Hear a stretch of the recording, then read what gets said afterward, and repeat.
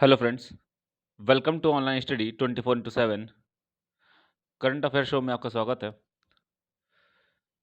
अभी तक के जितने भी करंट अफेयर हमने डाले हैं, उसमें हम लोगों ने 2020 ईयर के जितने भी प्रमुख क्वेश्चन बन सकते थे, वनडे एग्ज़ाम को ध्यान रखते हुए, ध्यान दीजिएगा वनडे एग्ज़ाम, एक ही दिन में जिसके सारे एग्ज़ाम होते हैं, ठीक है?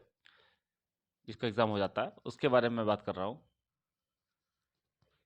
उनको कवर कर लिया था। आज से जो स्टार्ट होंगे क्वेश्चन वो हमारे 2021 के इंपॉर्टेंट क्वेश्चन स्टार्ट होंगे। तो जो लोग चैनल पर नए हैं वो चैनल को सब्सक्राइब कर लें और बेल आइकन दबा दें। चलिए स्टार्ट करते हैं। भारत ने निमोनिया की पहली स्वदेशी वैक्सीन लॉन्च की है, जिसका नाम है। तो पहली स्वदेशी वैक्सीन, इससे पहले जो वैक्सीन हम लोग यूज़ करते थे वो इंडिया की नहीं थी। तो ये जो वैक्सीन स्वदेशी वैक्सीन है, इसको डेवलप किया है सीरम इंस्टीट्यूट ऑफ इंडिया। जी हाँ, ये नाम आपने कभी सुना होगा कोविड वैक्सीन को लेकर। सीरम इंस्टीट्यूट ऑफ इंडिया, इसने वैक्सीन की डेवलप की है और इसका नाम है न्यूमोसिल। न्यूमोसिल। नेक्स्ट क्वेश्चन, कौन सेल के अध्यक्ष का कार्यभार ग्रहण करने वाली प्रथम महिला बनी है? तो मैं बताता हूँ, हमेशा से ये बात कहता हूँ कि प्रथम महिला, प्रथम युवा महिला, प्रथम सबसे कम उम्र की महिला, प्रथम पुरुष या युवा पुरुष, ये क्वेश्चन बहुत ही इंपॉर्टेंट होते हैं, स्ट्रेटेजी के अंतर्गत आते हैं। तो सेल के अध्यक्ष का कार्यभार ग्रहण करने वाली प्रथम महिला बनी है, वो हैं सोमा मंडल। ठीक है। SAIL steel authority of India, इसके बाद एक और वर्ड आता है, वो है लिमिटेड। ठीक है। ये सेल की फुल फॉर्म होती है। इसका हेडक्वार्टर है दिल्ली। और ये स्टील अथॉरिटी ऑफ इंडिया है, ये गवर्नमेंट बेस्ड एक ऑर्गेनाइजेशन है, एक लिमिटेड कंपनी है जिसको गवर्नमेंट रन करती है। और ये आती है, जब गवर्नमेंट रन करेगी तो ये आएगी किसी मंत्रालय के अंतर्गत। और उस मंत्रालय का नाम क्या है? Ministry of steel. Ministry of steel. इसके मंत्री भी होंगे जब मिनिस्ट्री है तो उनके मंत्री का नाम भी इंपॉर्टेंट है। तो वो है रामचंद्र प्रसाद सिंह, आरपी सिंह। लेकिन फुल फॉर्म पता होना जरूरी है, हो सकता है आरपी सिंह कोई और भी हो। रामचंद्र प्रसाद सिंह, ये मिनिस्ट्री ऑफ स्टील है। इस डिपार्टमेंट के अंतर्गत सेल आता है और सेल के अध्यक्ष बनने कार्यभार ग्रहण करने वाली प्रथम महिला है सोमा मंडल। तो ये पूरी जानकारी इनके बारे में हो गई। नेक्स्ट क्वेश्चन, कौन व्यक्ति हाल ही में नए उपचुनाव आयुक्त नियुक्त किए गए हैं? मैं बात कर रहा हूं उपचुनाव आयुक्त की। ठीक है, चुनाव आयुक्त की बात नहीं कर रहा हूं मैं। तो उपचुनाव आयुक्त जो नियुक्त किए गए हैं वो हैं उमेश सिन्हा। उमेश सिन्हा। अगर मैं बात करूं चुनाव आयुक्त की, तो ये हैं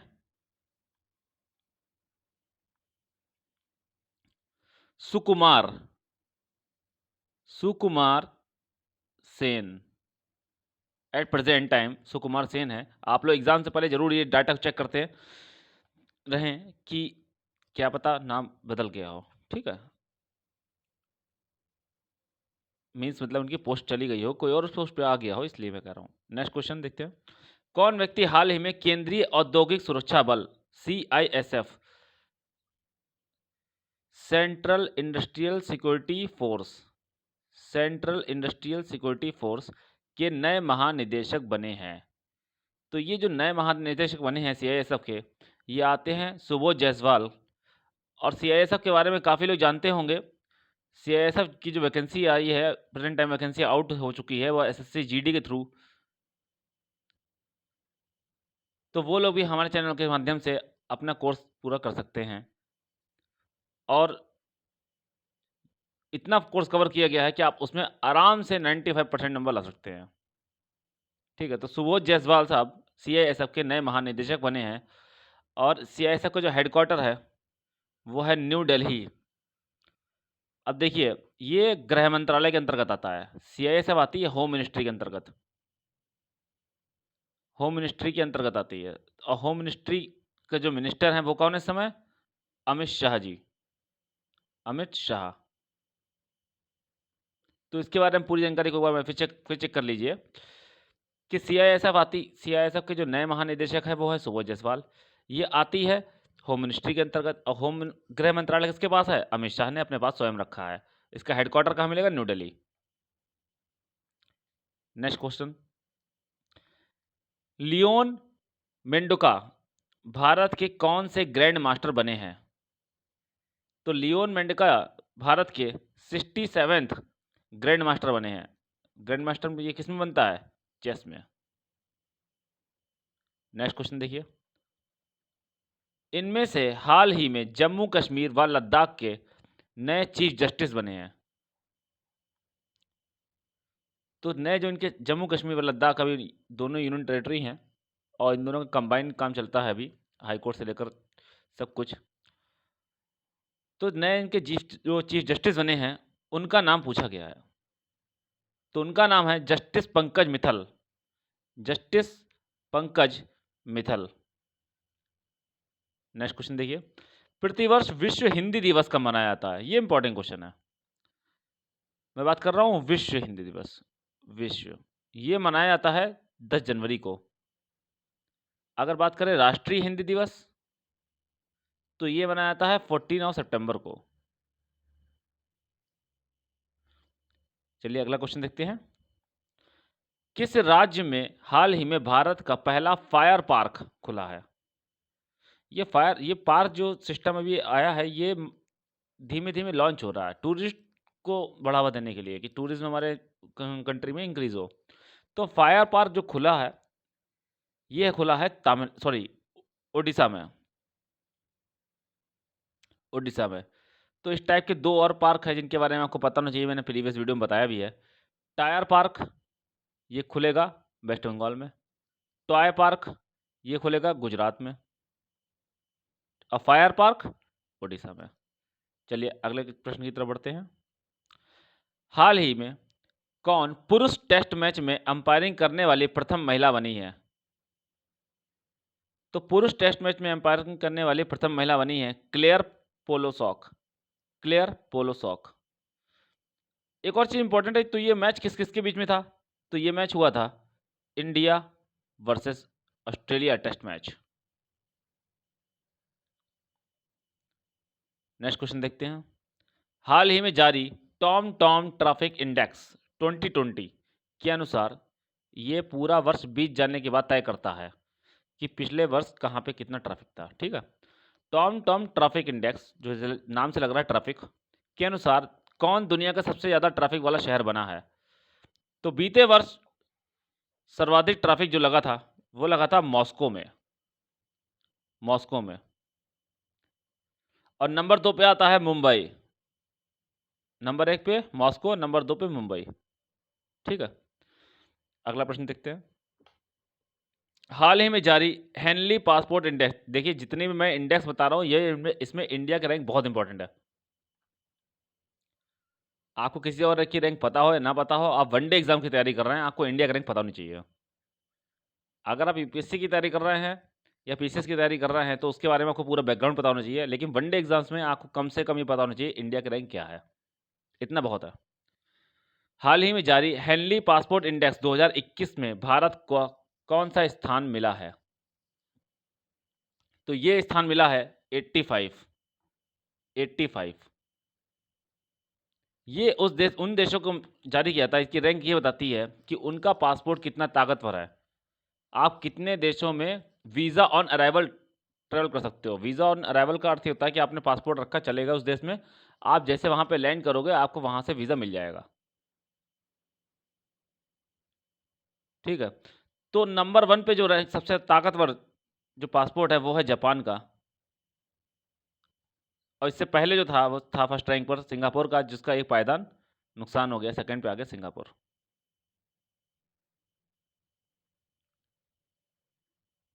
चलिए अगला प्रश्न देखते हैं, महाराष्ट्र सरकार ने हाल ही में गोरेवाड़ा चिड़ियाघर का नाम बदलकर किसके नाम पर रखा है? गोरेवाड़ा चिड़ियाघर का नाम बदलकर महाराष्ट्र सरकार ने दिया है बाला साहब ठाकरे चिड़ियाघर। बाला साहब ठाकरे। नेक्स्ट क्वेश्चन देखते हैं, हाल ही में कौन गणतंत्र दिवस परेड में शामिल होने वाली पहली महिला फाइटर पायलट बनी है? देखिए पहली महिला, फिर से आ गया ना पहली महिला, तो इंपॉर्टेंट क्वेश्चन हो गया ये ऑटोमेटिक। तो ये बनी है भावना कांत। भावना कांत। नेक्स्ट क्वेश्चन देखते हैं। हाल ही में किस व्यक्ति के जन्मदिन पर 23 जनवरी को प्रतिवर्ष पराक्रम दिवस मनाने की घोषणा हुई है? तो पहली बार इस बार पराक्रम दिवस मनाया गया था। कब मनाया गया था? 23 जनवरी को। यह मनाया गया था नेताजी सुभाष चंद्र बोस के जन्म दिवस पर। नेताजी सुभाष चंद्र बोस के जन्म दिवस पर। और एक ट्रेन का नाम बदल दिया गया है, उसका नाम रख दिया गया सुभाष चंद्र बोस ट्रेन, नेताजी ट्रेन। ठीक है, तो वो इतना एग्ज़ाम नहीं, इतना इंपॉर्टेंट नहीं है, लेकिन रेलवे के एग्ज़ाम के लिए इंपॉर्टेंट है। तो उस ट्रेन का नाम है, उस ट्रेन को पहले हम लोग कहते थे Kolkata Kalkaji train express, Kalkaji train express. अब इसका नया नाम है सुभाष चंद्र बोस ट्रेन, सुभाष चंद्र बोस एक्सप्रेस। ठीक है, Subhash Chandra Bose express. Next question देखते हैं। हाल ही में किसके द्वारा भारत का पहला कोविड-19 टीका लगा है? तो ये कोविड-19 का पहला टीका लगा है मनीष कुमार को। मनीष कुमार को। और मेरे सभी से अनुरोध है जो 18 प्लस हैं और उन्होंने टीका अभी तक नहीं लगवाया तो लगवाएं, जरूर लगवाएं। आसानी से लग रहा है, कोई कहीं पे रश नहीं है, कहीं वैक्सीन की कोई कमी नहीं, मेरे सुनने में कहीं नहीं आया, क्योंकि मेरे पूरा जितने भी परिचित लोग हैं वो सब वैक्सीनेटेड हैं। वैक्सीन लगवाइए, आप 90% सुरक्षित हो जाएंगे। नेक्स्ट क्वेश्चन देखते हैं। हाल ही में जारी ग्लोबल फायर पावर इंडेक्स, इसकी बहुत देर से लोग इंतजार करते हैं हर साल है। ग्लोबल फायर पावर इंडेक्स 2021 में भारतीय सेना को कौन सा स्थान मिला है? देखिए भारतीय सेना की बात कर रहे हैं, ग्लोबल फायर पावर इंडेक्स ये जारी करती है कि सबसे ताकतवर जो सेना है वो किसकी है। तो भारत की जो सेना है वो है चौथे नंबर पर। पहले पे आती है यूएसए, दूसरे पे आती है रशिया, तीसरे पे है चाइना और चौथे पे है इंडिया। लेकिन एक मुझे सरप्राइज लगा कि फिफ्थ रैंक पे कौन है? फिफ्थ रैंक पे है जापान। इवन जापान के कॉन्स्टिट्यूशन में लिखा है कि इतनी हम लोग आर्मी क्रिएट नहीं कर सकते और जापान पर हमला यूएसए पर हमला माना जाएगा। अब इसमें इंपॉर्टेंट जानने वाला क्या है कि पाकिस्तान की रैंक क्या है। पाकिस्तान की जो रैंक है वो है 10 और सरप्राइजली ताइवान की इसमें जो रैंक है वो है 22। अगर आप करंट अफेयर फॉलो करते हैं, डेली पर डे पढ़ते हैं, न्यूज़ देखते हैं इंटरनेशनल, तो ताइवान को चाइना का हिस्सा लोग मानते हैं, इवन इंडिया में भी मानता है। वन नेशन वन पॉलिसी को फॉलो करता है इंडिया भी। तो ताइवान की अलग रैंक निकालते हैं ये लोग, ताइवान की रैंक है 22। चलिए अगला क्वेश्चन देखते हैं। कौन व्यक्ति हाल ही में टीसी सुशील कुमार की जगह एलआईसी के नए प्रबंधक निदेशक बने हैं? एलआईसी के प्रबंधक निदेशक बने हैं, तो ये बने हैं सिद्धार्थ मोहांती। सिद्धार्थ मोहांती। अगर हम बात करें एलआईसी के चेयरमैन की, तो एलआईसी के चेयरमैन हैं वो हैं एमआर कुमार। एलआईसी के चेयरमैन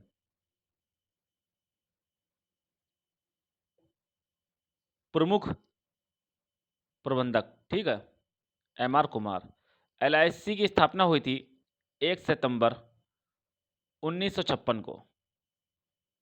और ये इंपॉर्टेंट क्वेश्चन है क्योंकि हाल ही में भी एलआईसी ने अपने आईपीओ जारी करने का आदेश, सरकार ने कहा था कि एलआईसी की हम आईपीओ सेल करेंगे, इसमें पार्टनरशिप हो जाएगी, पब्लिक प्राइवेट पार्टनरशिप के जरिए। अच्छा, अब एलआईसी किसी सरकारी एक टर्म था, एलआईसी सरकारी थी, तो जब सरकारी थी तो किसी न किसी मंत्रालय के अंतर्गत आती होगी। तो एलआईसी आती है मिनिस्ट्री ऑफ फाइनेंस के अंतर्गत। अब मिनिस्ट्री ऑफ फाइनेंस किसके पास है? निर्मला सीतारमन जी। निर्मला सीतारमन जी के पास है। चलिए अगला प्रश्न देखते हैं। हाल ही में जारी ग्लोबल क्लाइमेट रिस्क इंडेक्स 2021 में भारत को कौन सा स्थान मिला है? तो ग्लोबल क्लाइमेट रिस्क इंडेक्स में भारत को मिला है 7वां स्थान। जितनी अच्छा नंबर होगा, स्टार्टिंग के कम नंबर होगा, उतनी खराब रैंक होगी, कहने का मतलब ये है। तो ये कैलकुलेट किया जाता है, CRI के कुछ नंबर मिलते हैं लोग इनको, ठीक है। वो आपके लिए इंपॉर्टेंट नहीं है, क्योंकि वनडे एग्जाम में कभी इतना डेट से नहीं आता है, उसके मार्किंग के अकॉर्डिंग होता है। और अगर किसी को इंटरेस्ट हो तो आप चेक कर सकते हैं ग्लोबल क्लाइमेट रिस्क इंडेक्स, उसके बारे में उनका पूरा क्राइटेरिया खुल के आ जाएगा, वो कि मार्किंग कैसे की जाती है, ठीक है। चलिए अगला प्रश्न देखते हैं। हाल ही में कौन 2 एक्सप्रेस वे पर हवाई पट्टी वाला भारत का पहला राज्य बना है? देखिए 2 एक्सप्रेस वे, एक में नहीं। हवाई पट्टी ज़्यादातर क्या होता है, एक एक्सप्रेस वे पे उतरती है, लेकिन 2 एक्सप्रेस वे कहाँ पर है? ये है उत्तर प्रदेश।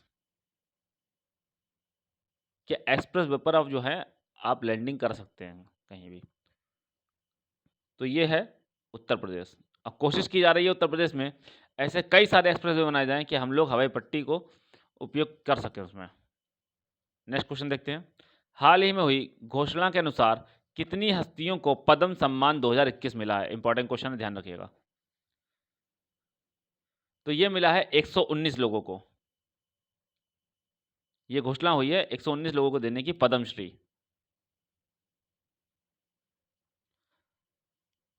अगला क्वेश्चन देखते हैं। हाल ही में कितने बच्चों को राष्ट्रीय बाल पुरस्कार 2021 मिला है? तो ये मिला है 32 बच्चों को राष्ट्रीय बाल पुरस्कार 2021। 32 बच्चों को। हर किसी का नाम नहीं पूछा जा सकता, इसीलिए बता रहा हूँ मैं। इंपॉर्टेंट क्वेश्चन है, सिर्फ नंबर, जिसमें एक लिमिटेड होते हैं 5 या 6, उनका नाम पूछा जा सकता है। अगला क्वेश्चन देखते हैं। हाल ही में जारी वर्ष 2020 में भ्रष्टाचार धारणा सूचकांक, corruption perception index, corruption perception index में भारत को कौन सा स्थान मिला है? तो ये इंडेक्स जारी करती है कि कौन से देश में भ्रष्टाचार कितना हो रहा है। जिसकी रैंक जितना ज़्यादा खराब होगी, जितनी ज़्यादा बड़ी होगी, उसमें उतना ज़्यादा करप्शन होता होगा। तो भारत को इसमें रैंक मिली है 86, 86। और इस इंडेक्स के दौरान न्यूजीलैंड और डेनमार्क दोनों में करप्शन ना के बराबर है, और दोनों ही पहली रैंक पर स्थित हैं, जिनकी एक रैंक आई है। हाँ, अपने पड़ोसी देशों के बारे में जान लेते हैं, इंपॉर्टेंट नहीं है, लेकिन मैं फिर भी आपको बता देता हूँ कि पाकिस्तान की रैंक है 124, चाइना की रैंक है 78। चाइना में इंडिया से कम करप्शन है।